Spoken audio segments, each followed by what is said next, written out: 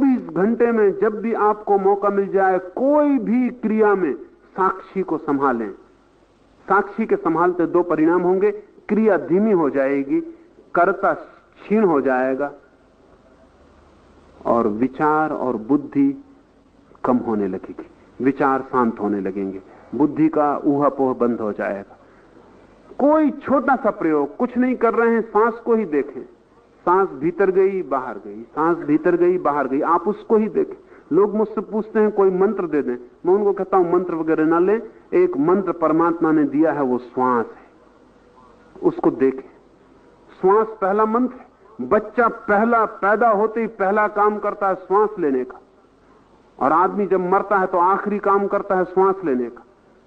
श्वास से घिरा है जीवन। जन्म के बाद पहला काम श्वास, वो पहला कृत्य है।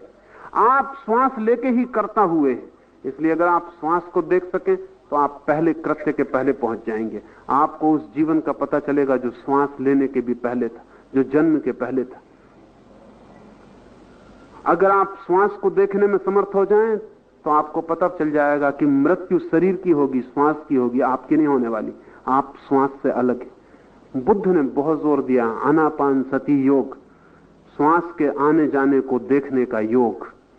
वो अपने भिक्षुओं को कहते थे तुम कुछ भी मत करो, बस एक ही मंत्र, श्वास भीतर गई इसको देखो, श्वास बाहर गई इसको देखो, और जोर से मत लेना, कुछ करना मत, श्वास को सिर्फ देखना, करने का काम ही मत करना, सिर्फ देखना। आंख बंद कर ली, श्वास ने नाक को स्पर्श किया, भीतर गई भीतर गई, भीतर पेट तक जाके उसने स्पर्श किया, पेट ऊपर उठ गया, फिर श्वास वापस लौटने लगी, पेट नीचे गिर गया, श्वास वापस आई, श्वास बाहर निकल गई, फिर नई श्वास शुरू हो गई। ये वर्तुल, इसे देखते रहना। अगर आप रोज 15-20 मिनट सिर्फ श्वास को ही देखते रहें तो आप चकित हो जाएंगे। बुद्धि हटने लगी, साक्षी जगने लगा, आंख खुलने लगी भीतर की, हृदय के द्वार जो बंद थे जन्मों से खुलने लगे, सरकने लगे। उस सरकते द्वार में ही परमात्मा की पहली झलक उपलब्ध होती। साक्षी द्वार है, बुद्धि बाधा है।